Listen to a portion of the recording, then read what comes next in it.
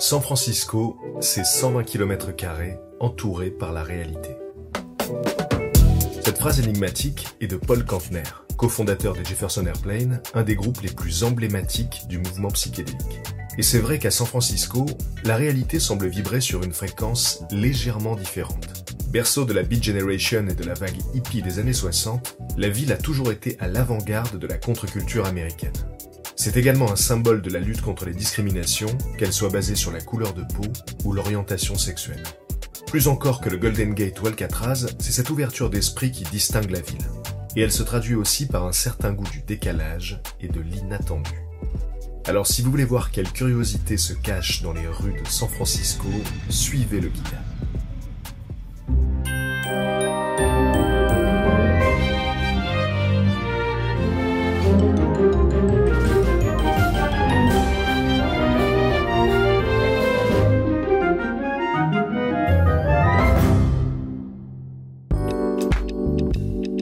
L'histoire de San Francisco a commencé en même temps que celle des États-Unis, en 1776. À l'époque, la future ville n'était qu'une petite colonie espagnole du nom de Yerba Buena. Il fallut attendre 1847 pour qu'on la rebaptise en l'honneur de Saint François d'Assise. L'année suivante, la ruée vers l'or déferla sur la Californie et en l'espace de 2 ans, la population de San Francisco passa de 1000 habitants à 25 000. Mais en 1906, celle qui était devenue la plus grande ville de la côte ouest fut presque entièrement détruite à cause d'un séisme. Et cette catastrophe a un lien direct avec notre première curiosité. Dans les jours qui suivirent le tremblement de terre, San Francisco fut ravagé par les flammes, et la plupart des canalisations d'eau étaient hors service. Mais dans le quartier de Mission District, le plus ancien de la ville, une petite bouche à incendie continua obstinément à fonctionner. Surnommée Little Giant, elle permit aux pompiers de sauver ce quartier historique. Depuis, tous les 18 avril, date anniversaire du séisme, la bouche à incendie miraculeuse reçoit une couche fraîche de peinture dorée. Et à côté d'elle, on a même installé une plaque commémorative. San Francisco, c'est bien sûr une topographie très particulière. La ville a été construite sur plus de 50 collines et ce relief iconique a été largement exploité au cinéma. Alors évidemment, avec autant de dénivelé, on trouve des escaliers un peu partout. Et celui que nous allons voir maintenant est un des plus spectaculaires. Situé sur la 16e avenue, cet escalier est composé de 163 marches couvertes de mosaïques multicolores. Le projet fut initié en 2003 par 2 artistes, Eileen Barr et Colette Crutcher. Il nécessita 2 ans et demi de travail, 75 000 fragments de mosaïque et l'aide de plusieurs centaines de volontaires du quartier. L'ensemble forme une immense fresque qui commence par un décor sous-marin et qui monte progressivement jusqu'au soleil. Remplie de détails cachés, cette œuvre collective serait la plus longue mosaïque en escalier du monde.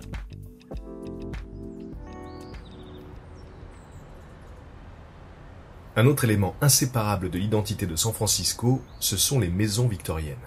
Surnommées les Painted Ladies à cause de leur façade bariolée, ces maisons ont été construites entre la fin du 19e siècle et le début du 20e. Aujourd'hui, il en reste environ 14 000 et parmi elles, il y en a une qui est particulièrement mythique pour les Français. Si vous connaissez la célèbre chanson San Francisco de Maxime Le Forestier, vous vous êtes peut-être déjà demandé si la fameuse maison bleue adossée à la colline existait vraiment. Située dans le quartier du Castro, à proximité du parc Dolores, la maison bleue a été retrouvée en 2010 par un journaliste.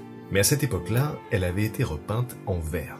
La maison de disques de Maxime Le Forestier proposa alors de prendre en charge les travaux de peinture afin que la maison retrouve la couleur qu'elle avait dans les années 70. Les nouveaux propriétaires acceptèrent et en 2011, c'est le chanteur lui-même qui va donner le dernier coup de pinceau. La maison que nous allons voir à présent est beaucoup moins célèbre. Celle-ci se trouve dans une petite ruelle et elle abrite une curiosité si discrète que j'ai dû passer devant plusieurs fois avant de la trouver. Vous la voyez ? C'est un simple Judas posé contre la paroi de l'escalier. Mais quand on jette un œil dedans, on s'aperçoit qu'il s'agit d'un minuscule cinéma pour une personne. Créé en 2013, le People Cinema est l'œuvre de l'artiste Laurie O'Brien, qui cherchait une manière originale de diffuser des films. 24 heures sur 24, on peut y voir une sélection de courts-métrages expérimentaux et le programme du moment est affiché sur une petite pancarte à droite de l'œilleton. C'est sans doute le plus petit cinéma du monde et depuis sa création, Laurie O'Brien en a installé 2 autres à Los Angeles et à New York. San Francisco et le cinéma, c'est une histoire d'amour qui dure depuis très longtemps.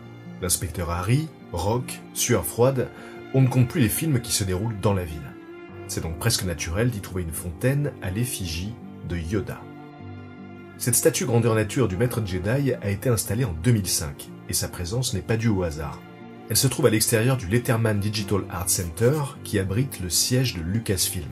La fontaine est devenue un lieu de pèlerinage pour les fans de Star Wars et ils sont nombreux à jeter des pièces dedans en espérant que la Force exaucera leurs souhaits.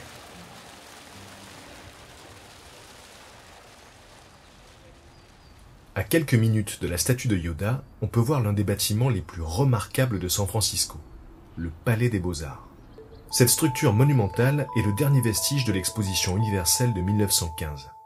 Officiellement, cet événement était censé commémorer l'inauguration du canal de Panama, mais pour San Francisco, c'était surtout l'occasion de montrer comment la ville avait su renaître de ses cendres après le terrible séisme de 1906. Le palais fut dessiné par l'architecte Bernard Maybeck, qui voulait donner à son œuvre l'aspect d'une ruine romaine. Comme tous les bâtiments de l'exposition universelle, il était censé être détruit après l'événement, mais il eut tellement de succès auprès du public qu'il fut finalement conservé. Pendant les 40 ans qui suivirent, le palais eut plusieurs fonctions. On y installa des œuvres d'art, des cours de tennis, et il servit même de quartier général pour les pompiers de San Francisco. Mais dans les années 50, comme l'édifice n'avait pas été conçu pour durer, la fausse ruine se transforma en vrai.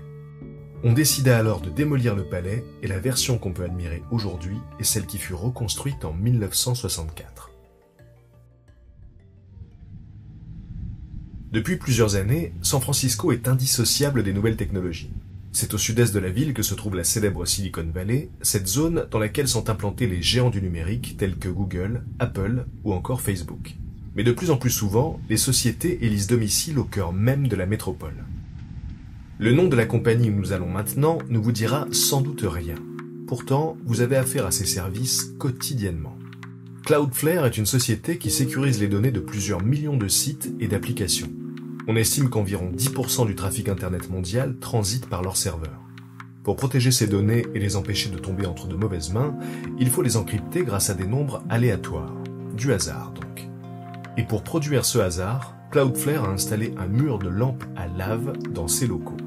Ces lampes multicolores contiennent des boules de cire fondues qui, sous l'effet de la chaleur, génèrent des formes en mouvement permanent. Ces fluctuations chaotiques sont surveillées par une caméra et les images sont ensuite converties en valeurs totalement imprévisibles. Une partie non négligeable du trafic Internet est donc sécurisée par un objet de déco kitsch qu'on peut trouver dans n'importe quelle boutique de cadeaux. Parmi les institutions du web basées à San Francisco, il y en a une dont je voulais absolument voir les locaux, l'Internet Archive. Fondé en 1996, cet organisme à but non lucratif s'est donné pour mission d'archiver l'Internet, ainsi que toute la culture humaine possible. Et si le projet est remarquable, le bâtiment qui l'héberge ne l'est pas moins. Depuis 2009, les locaux de l'Internet Archive sont situés dans une ancienne église du quartier de Richmond. Mais comme vous allez voir, ce qui se trouve à l'intérieur est encore plus impressionnant que la façade. Avec ses bancs d'église encore intacts et sa coupole de verre, la salle principale de l'Internet Archive est un véritable sanctuaire du numérique. La seule différence avec un lieu de culte, c'est que dans les alcôves, les statues ont été remplacées par des serveurs informatiques. La salle accueille aussi des conférences et sur la scène, des moniteurs empilés affichent des millions de pages web archivées par l'organisation.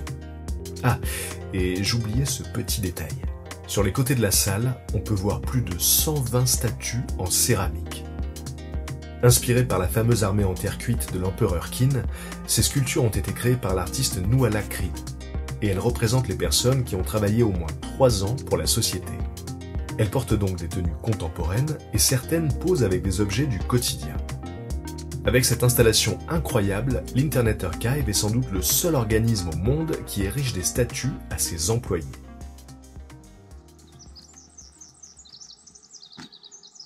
Après tous ces bâtiments, on va s'offrir une petite parenthèse de nature. San Francisco n'est pas spécialement connue pour ses espaces verts. Pourtant, elle possède plus de 200 parcs. Et le plus grand d'entre eux est le 3e parc public le plus visité des États-Unis. Avec ses 412 hectares de superficie, le Golden Gate Park est même plus grand que le Central Park de New York. Créé dans les années 1860, il abrite plus d'1 million d'arbres et de plantes, 2 cascades et 10 lacs. Celui que vous voyez s'appelle le lac Stowe, et si je voulais vous en parler, c'est parce que depuis plus d'un siècle, une inquiétante légende lui est associée. Le lac Stowe est le plus grand lac du parc. Il est très populaire pour ses promenades en barque et on peut y observer de nombreux oiseaux. Mais les habitants de San Francisco préfèrent éviter de s'y aventurer quand vient la nuit. On raconte qu'un jour, une dame se promenait dans le parc avec son bébé. Elle s'asseya sur un banc près du lac en laissant la poussette juste à côté d'elle. Une autre dame vint s'asseoir sur le banc et pendant que les deux femmes discutaient, la poussette commença à rouler vers le lac avec le bébé dedans. Quand la mère s'aperçut que la poussette n'était plus là, elle se précipita sur tous les promeneurs, paniqués, pour leur demander s'ils avaient vu son bébé. À la fin de la journée, désespérée, elle s'enfonça dans les eaux du lac et on ne la revit plus jamais. Depuis, si on marche sur les rives du lac Stowe de nuit, la légende dit qu'une dame blanche sortira de l'eau pour nous demander si on a vu son bébé.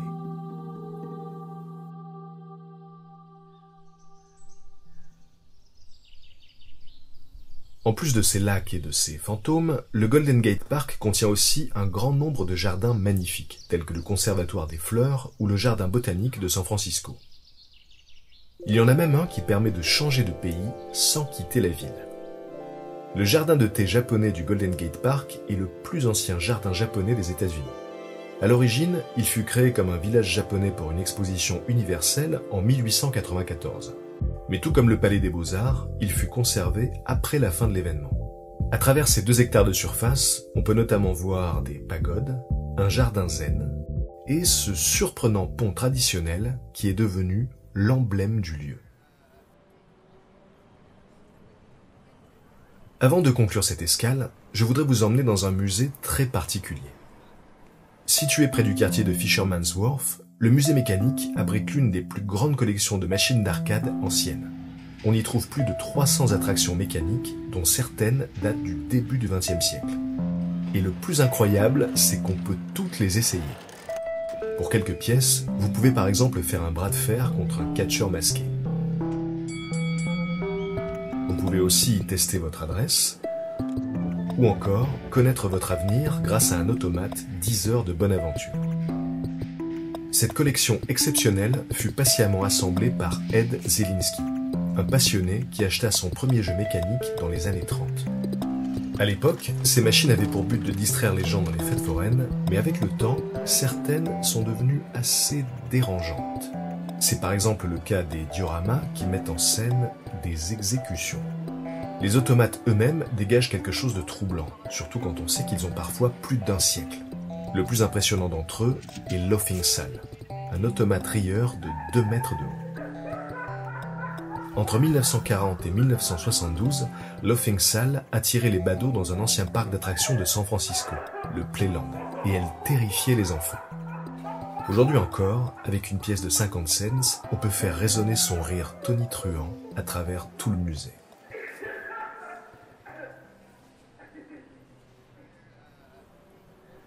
San Francisco n'a qu'un inconvénient, disait l'écrivain Rudyard Kipling. Elle est difficile à quitter. Est-ce que ce sont ces maisons, les bleus et les autres, ces collines, ou bien simplement la silhouette du Golden Gate quand il jaillit de la brume? Sans doute un peu de tout ça. Ce qui est certain, c'est que le temps passé à San Francisco ne s'oublie pas. En espérant vous avoir donné envie de découvrir cette ville entourée par la réalité, je vous dis à bientôt pour une prochaine escale.